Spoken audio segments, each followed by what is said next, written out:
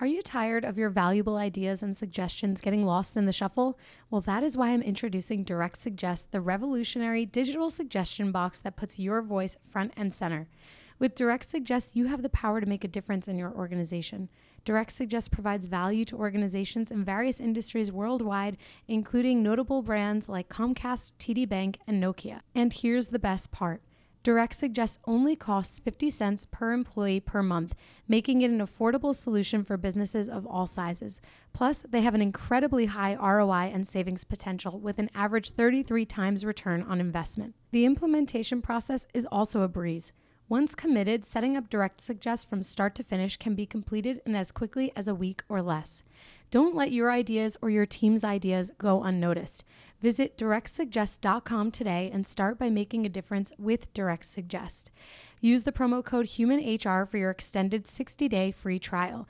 Again, visit directsuggest.com to learn more, and remember to use promo code HUMANHR for an extended free trial. Direct Suggest, where your voice matters. Welcome to the Bringing the Human Back to Human Resources podcast. I'm Traci Chernoff, and I've spent my entire professional career in HR.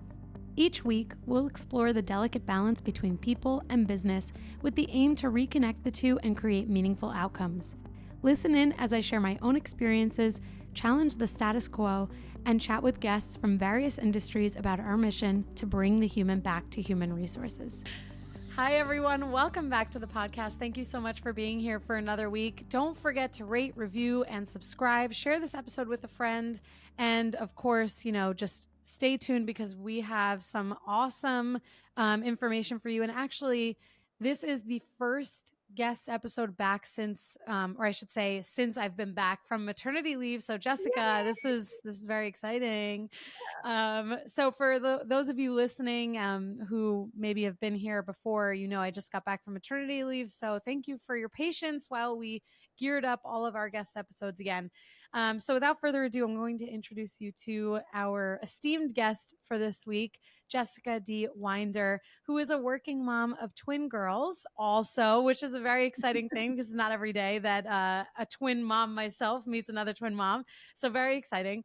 But she also serves as a keynote speaker and career coach with a refreshingly candid approach and extensive experience in people operations. Jessica is on a mission to spark positive change through what she calls good trouble.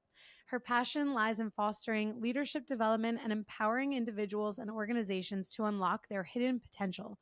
As the founder of Hidden Gem Career Coaching, Jessica has guided countless professionals on their career journeys, offering invaluable insights and strategies.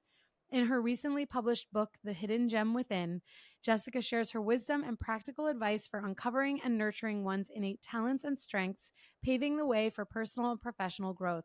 With Jessica, what you see is what you get, a no-nonsense attitude paired with an unwavering commitment to lifting others up. What an amazing bio, Jessica. I'm so glad that everyone on the podcast gets to learn a little bit about you today. Welcome to the podcast. I'm so excited to be here. And yes, to the fellow twin moms. We are a little group that has to support each other. So I'm so excited to be here. Thank you. Oh my gosh. Well, I'm really glad that you're here. And as we've talked about, being a twin mom is no easy feat. No. And I really appreciate that you are here recording with me this afternoon because I know it takes a lot of coordination. Yes, it absolutely does. But it's double the fun, but also just double the everything. Totally. Double the everything. Right. Double the bouncers, double the high chair, double the diapers, double the wipes, double the money. The everything. Right. Double the love, double the fun. Oh my gosh. Well, like I said, I'm really glad that you're here and grateful for your time. Let's jump into it. I know when we first started chatting, you were sharing that you recently went on your own career journey that was a pivot from what you expected it to be, so to speak. I'm not going to speak for you, but I know when we think about navigating career challenges, whether good or bad, it comes with a lot of humility. It comes with a lot of change. So do you mind sharing a little bit about your recent career change or challenge, I should say? Yeah, definitely challenge. Right. And I mean that in a positive way. But I actually think this is so helpful because a lot of times I think people look at people that are in a leadership position. And like prior to this role I'm about to speak about, I was in a senior vice president position. So like people think like, oh, you get to this extreme leadership position and then like things just are just smooth for you. And that's not the case for most people. So my situation was I had my twins. I was off for 4.5 months, came back, and I came back to an organization that I knew before I left, that my role was not necessarily secure and that like I was probably they could not afford to keep me. We were going through probably the third round of layoffs at that point. Mm. So when I came back from maternity leave, I was already kind of on alert, like what's going to happen? And I had a really, honest conversation with like, hey, they can't afford to keep me. You have until the end of the year to find something else. And so I was kind of like right back from maternity leave, like looking for a job. So it was pretty hectic. It felt hectic at the time. Obviously my twins were only like 4 months old. And so it felt really, really shaky to be like, okay, I need to find a new job. And so I ended up finding another job, but it was absolutely not in my area of expertise, I would say. I started my career as a recruiter. I definitely think in every role I've ever had, I've had to recruit, but I took a role as a head of talent. So head of TA, like recruiting, and honestly from the beginning knew that like this was a stepping stone, like this was something like almost like a placeholder. Like that's how I actually described it to my family. Like this is a placeholder, this is not where I want to be long term, but it's something. To be quite frank, it was like I need health insurance, I have these twin babies, Right. like I need health insurance. So, and unfortunately in this country you have to have a job, most Right. places to have health insurance, Right. it's one of those things. And it definitely was one of those situations where I had to reevaluate like what is important to me. And I always tell my clients this, like sometimes you have to do something for a short amount of time that you don't want to do long term.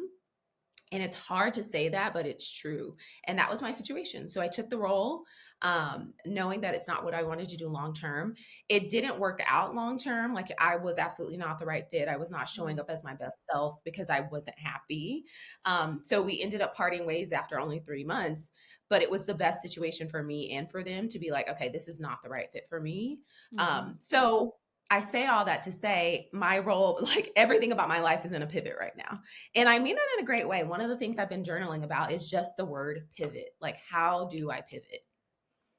Pivoting is A, really hard, and Yeah. B, really challenging in a positive way because Mhm. it does challenge you or require you as a person, whether it's you, specifically you, Jessica, or someone else, to think about what you want, what you don't want, what you like, what you don't Yeah. like.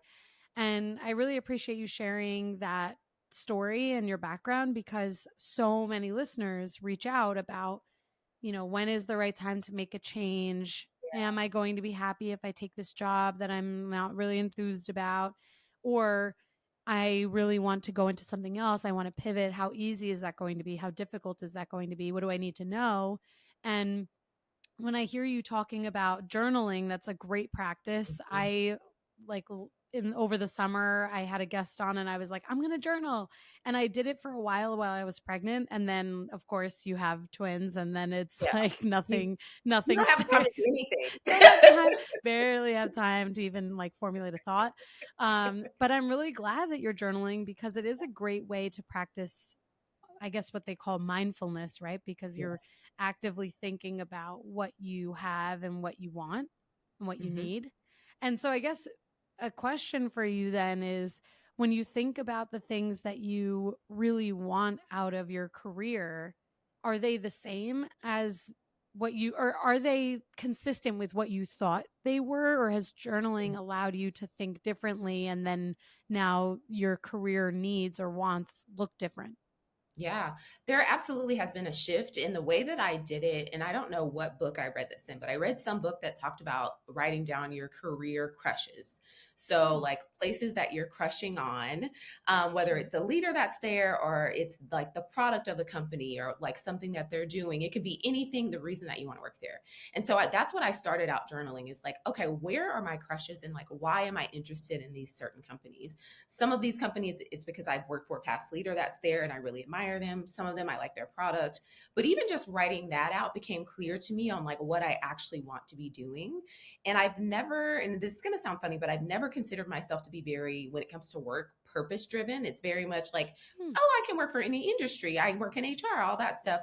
But now I'm leaning towards like, no, I actually do want some type of purpose in like liking the product or liking what's going on. Whereas in the beginning of my career, I started my career in oil and gas. I didn't care about oil and gas. Like it was, but I liked the people that I worked with, you know? So I definitely think, and the older I get, the more it is important to me what the company does, which is a change. And I'm gonna be honest, I never saw that coming. Yeah, that's really interesting to hear. Yeah. I mean, I'm sure you've spoken with candidates about mission driven Mhm. companies or even like clients that you might have coached. If someone, because there are people who are specific about wanting Yes. mission driven companies. I work for a mission driven company. And it wasn't until I started working here that I thought about that. Hmm. Because, like you, I was like, like, yeah, I mean, I always worked in retail. I'm like, well, I'm a consumer Yeah. and I love the product that we sell. Or like when I worked at Target, I was like, it's a job. And Yeah. then I was like, oh, I actually really love Target. It wasn't like, I really love Target. Let me go work there. Yep. And so now what I'm hearing you saying is that you've uncovered this interest in finding Hmm. the appreciation or the love for what it is that the company sells or does or backs. And then it's like, okay, let me go and apply there because I love what they do, what they sell, what they promote. So it's Yeah. interesting. And I mean, maybe it's because we're in like HR roles where we're kind of serving a purpose within a purpose driven company that maybe we're not thinking about what the company's purpose is and we're only thinking about our purpose within the company. I don't know if, Yeah. maybe people in engineering are way more focused on the mission or the product of a company. Yeah. Maybe I'm just psychoanalyzing this. No, no, I agree with you. I definitely think it's something to be said there. In my 20s, I would just say I was very money focused. So it Hmm. was like, listen, if you're going to pay me, I will be HR for anybody. Like, Hmm. and now I can say I don't feel that way. I do not feel that way at all. I feel like I need to be one, very in tune with the leadership team. That's Hmm. very important to me. I've journaled about what I want my relationship to be like with my future CEO, whoever I go work with. Like, we have to be on the same page because I've been places where that wasn't the case and it was just so much resistance Totally. that I can't do that again. So that's the first thing, like the relationship with the CEO, and then like what are they actually doing and are they impacting the community or wherever they are? That's also important to me. That's great. Do you think that becoming a mother is really the catalyst for this difference in yeah. Yes, absolutely. There's no doubt in my mind. I am of the mind frame that anytime that I'm away from my daughters, it needs to be for a reason. And I Amen to say that. that with like Hmm. true purpose. Like if I'm going to be away from them, like what am I getting out of this? Like what am I growing? Is something happening? Am I helping somebody else grow? Like if I'm coaching, like what am I doing? Hmm. So yes, it's very much my mind frame has changed. That's so profound. I feel the same way. Yeah. And I wouldn't be surprised if every new parent, but especially mothers, feel that Mhm. way because it's sacred time. Like Yeah. you don't get more time in life, and they are never as small as they are, Yes. and it's really very like tender. And so when you Mhm. think of that time, like the opportunity cost of you spending time away from them, Yeah. I feel the exact same way. It's like if I'm going to step away from being with them in that moment, it has to be for something that's worth that time. And then Yes. it's like, okay, well, what is the worth? Is it Mhm. financial worth? Is it this purpose driven worth? And realistically, like the money, I feel like was the same way. In the 20s, it was all about the dollar signs. And now Yes. I'm like, okay, well, I could get paid. That's great. Or I could do something that pays me that I'm getting paid to do, but I'm actually more fulfilled Mhm. by the what and the why. And it sounds like that's basically where you are at, where you're like, okay, well, if I'm going to spend my time away from my daughters, then that time that I'm spending has to be invaluable. It has to be worth what I would be getting out of spending time as a mother. It's really Absolutely. hard. It's hard to work and be a parent. Yes. And this came up recently because I flew out. I live in Vegas. I flew out Oh, to Seattle and to basically film some content for a partnership that I'm doing. And nice. they were like, "Oh, we can fly you out the day before all this." I was like, "Oh, absolutely not. I'm flying out first thing in the morning and I am flying back for bedtime." Right. Like, Good for I was you. like, "This is what's important to me. Like, we have to make this work to where I can get there in the morning and I'm leaving that night and I want to Right. be back here by a certain time." And we made it work and it was perfect. But that was just like a prime example of like, yeah, I will travel to you, but I'm not staying. Like, I'm flying in, I'm flying out. And I've done Right. this twice in the last, my girls are 9 months. So in the last 9 months, I've done it. I've done that twice Wow. where I flew out that morning, flew back that night. But that's just a prime example of like what's important to me. In my 20s, I've been like, how many days can I stay? Yeah, right. Right. Because I have friends, I've got restaurants I want to Yeah. try. I want to go and tour Seattle on your dime. Totally. Totally. That's so funny. You and I are very alike. It's Yeah. really that's I'm inspired because I've been asked to travel and I was talking to my husband about this and we were like, it's just we're not ready. I'm not and it was like cross country travel. I'm in New York and this was to go out to California. And I was like, any other moment of my life, I would have been like, great. When do you need me to Mhm. be there? Now I'm like, ooh, I don't know because who's going to watch them? My Yeah. husband works a very demanding job. Like I can't be away from them for that long. How will I function in a way? Because it's like even if you have healthy boundaries with your work life and your personal life and being a parent, it's still like I don't know if you feel this way. It's kind of like I feel like I'm gonna miss out on something Yes. major if I'm away from them for more than Yeah. 24 hours.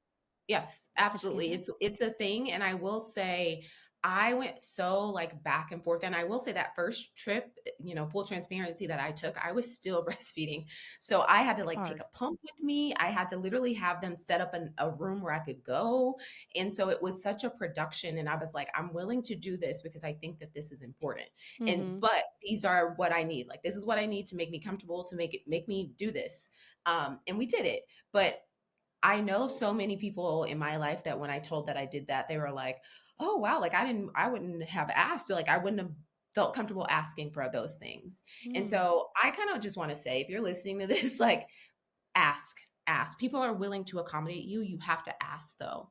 And that part of the motherhood career journey has been just a whole new facet to me of like, I'm going to ask for all these things. If you want me there, this is what needs to happen. Right. And if you don't ask, you'll never receive. I mean, No. there's the age-old phrase ask and you shall receive Yeah. because fundamentally the only person who is ever going to advocate for you is yourself. Yes. That's just, it is what it is and if people are upset by that then they just haven't learned that yet. Yeah. And I think it's really great that you knew exactly what you needed. I mean, it's really hard. There's a lot of pressure Yeah. societally, business wise, on women, especially when they return from maternity leave or when they're going out on maternity leave to act a certain way, be a certain way, come back better than ever, be able to manage everything.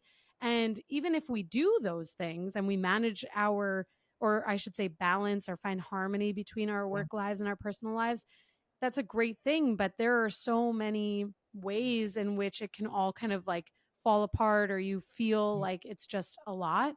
And so I think for you to be able to articulate what it is that you needed in order to be able to make that travel beneficial for you and others, like that's a wonderful thing. I think most of the time, where people find themselves getting tripped up is when they are unable to articulate what they need Yes. because they don't know what they need before Yeah. they go through the motions of whether it's traveling or going back to work. Mhm. Like when I just did a maternity leave or return from maternity leave episode for my podcast and I talked about how one of the ways in which I believe I should say it will come out this week that we're recording. So it's not out yet. Yeah. But by the time this episode is out, it will be out. But I shared that one of the reasons why I think I returned from maternity leave in a way that feels really good and successful is because I did all of this preparation Yeah. before coming back. Like I didn't dread returning to work. I wasn't like anxious about it. And it's because of that heavy lifting that you ultimately have to do mentally to Mhm. prepare for all of the changes because you are totally a different person when you Oh come yeah. back and or when you go from being just an adult to then being a parent. Like Yes. it's just so much change. Yeah, I had a coach. So I will say this. I had like a coach who was a working mom who has 4 kids. And literally she coached me before I went out on leave and like to come back to work.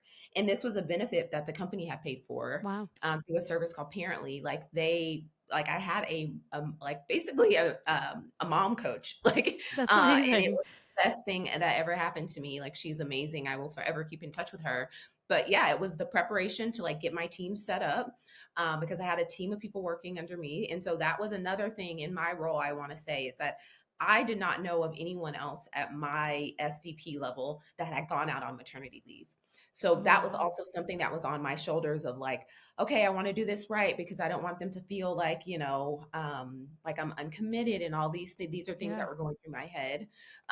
But they were extremely kind and like I had like a transition back into work plan, Nice. I was definitely set up to win. That's one thing I will say about my maternity leave. I was set up to be successful.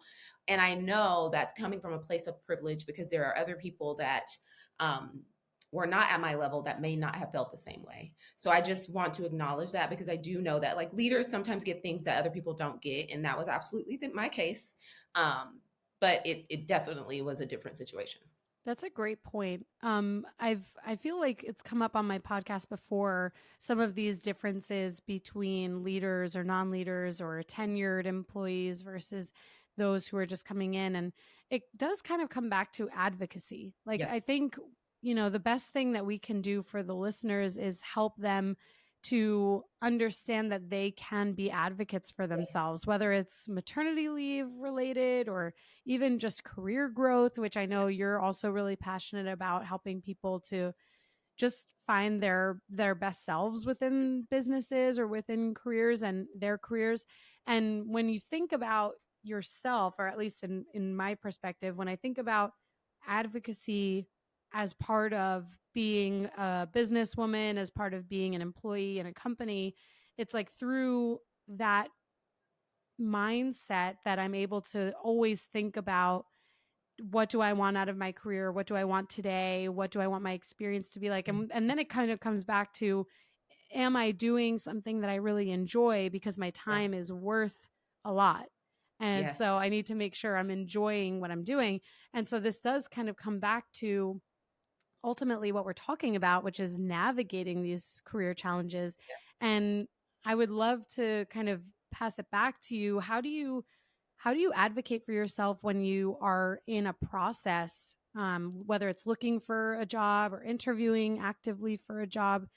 What do you tell yourself and what do you tell your clients in terms of advocating for what you need? Yeah, so this is a great question because I literally just wrote a LinkedIn post that I haven't posted yet, but by the time Oh, this is up, it will be posted, where I was saying if you are a working parent and flexibility is something that is important to you when you're interviewing, ask like at the very end, normally you can ask to speak to someone, and it's the final rounds, not at the beginning, at the end.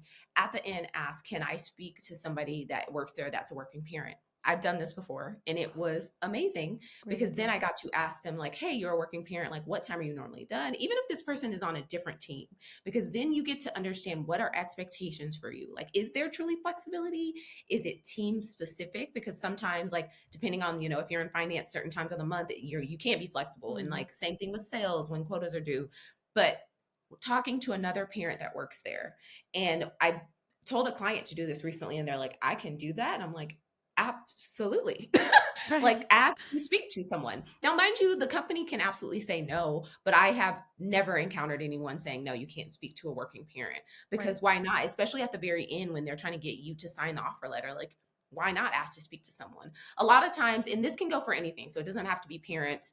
It can be, you want to speak to someone who looks like you or has some type of, the same demographics as you, if that's something that, you want to talk to someone about.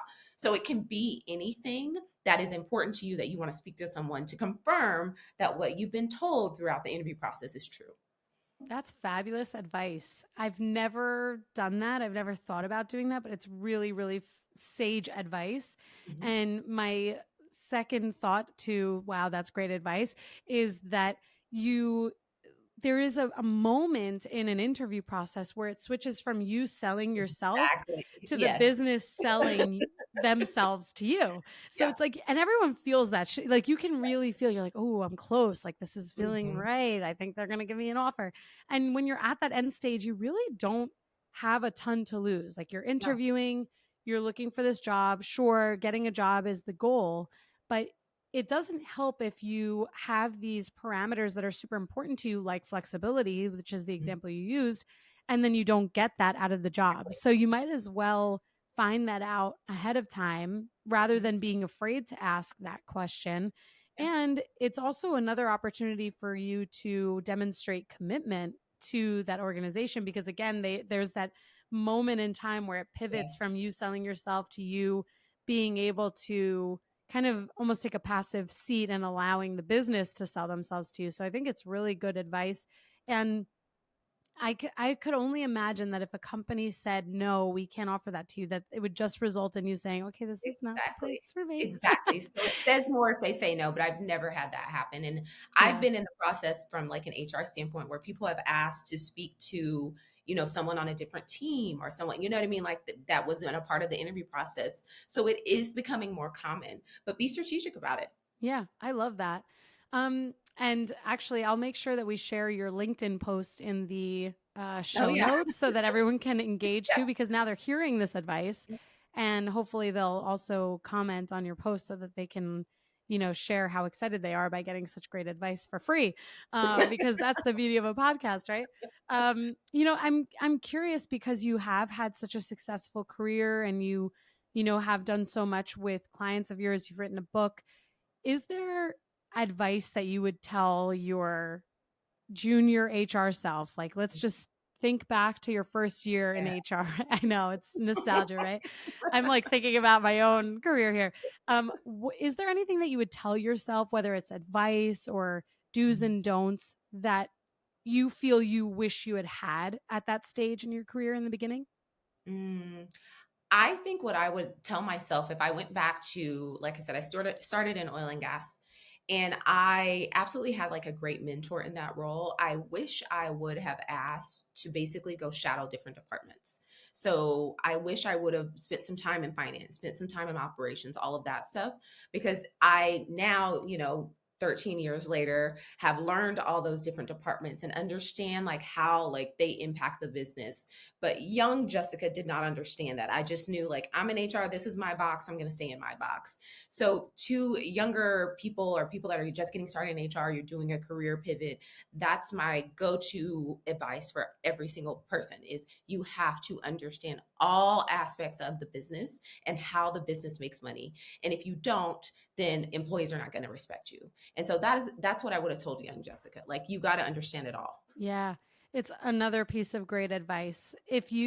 When people in HR know the business, they automatically have almost this camaraderie and a rapport that's built into their relationships because they're taken more seriously. It's like, oh, you know about something Yes, that I wouldn't expect HR to know. This is great. Let me actually listen to half the things that you're about to talk to me exactly. about. It Yeah. really is. It's a really great point. And also when you get to the place where you're in that role where you can start affecting change or making decisions, you have much more information now, much more data to be able to make more sound decisions. It's Yeah. good I have a advice. funny story about this. Tell So me. when I lived in Chicago, I worked as the first HR director for the biggest crime scene cleanup company Oh in the my God. world. So, and as you know, a lot of crimes are committed at night. So Yeah. the field techs would be out at night, and the way that it would work is like a crime's committed, the police come, and people think like the police clean it up. They don't. So that's a private company that comes and cleans up the crime scene wherever it is.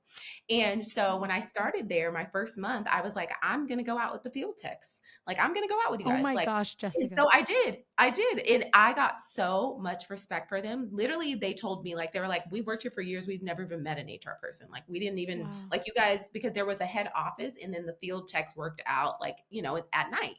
And for a whole month, I went out with them to crime scenes. Now, mind you, I did not clean up. because I'm not a tech, because I'm not trained in all of that. Right. And like the hazmat suits and the whole thing. But I did go out with them and like was out with them. Like I would go out starting at like 9 o'clock till, probably like 3, 4 in the morning. And be out with Wow. them at crime scenes and like talking to them and just like having them get to know me, and the amount of respect I gained from that day forward. When I started a new company, I'm going to, whatever we do, I'm going to be there because I want to understand. So when I went and worked in retail as HR, I went and worked in the store, Mm-hmm. like Mm-hmm. you be a cashier, be stocking, because you get respect that way. But yeah, that's my claim to fame, is that I That went out with the crime scene techs. that is I have so many thoughts. Like the first thought, which is like the HR thought, which is you absolutely getting the buy-in from the team. You don't get that time back. 100% Yeah. best way you can invest in those relationships. So I totally Mhm. agree, because in the frame of like retail, agreed. You spend time in store, you get a ton of respect that way. My second thought, which was really my first thought, was like, holy crap. That's like, oh my gosh. That's like, if anyone's watching the video, you saw my face. I was like, control the face, Tracy. No, literally, yeah, a crime scene cleanup company. I was their What, first HR person. can I just, I mean, first of all, kudos to you, because as important as the buy in is, I don't know if I would have the strength, Yeah. because I would be really afraid. Honestly, Yes. like you think of like crime scenes, like you immediately you're like, okay, the Yeah. worst case scenario, it's a murder, Yeah. and it's like that, and then you have to see that, and then you never get the thought of that out of your brain. Yeah. So it's like my question to you is like, you were on the scene with them, or you stayed in the van, like you were? I stayed in the van. So I, Okay, I also got more respect because I was like, listen, I respect you guys enough to know that I can't do this. And yeah, most of the employees there were ex-military, ex like sure. ambulance ants. You know what I mean? So they like were used to this. They knew And what I they. literally told them, like, I'm not your girl. I'm here to Okay, support you guys, but I can't go in there. And they okay. were like, no, get it. Please don't. We don't want to have to clean up your throw up. Like, Right, right, right. Because that was a very important question I had to ask you. Because even if you had said to me, "Yep, I was there," I would have the same respect as I yeah, do for you presently. But I would be like, "We have to take this offline. I have to ask you, are you okay? Like, do you need no, resources?" no, Because no, that must be really hard. I know, look, my husband's in medicine.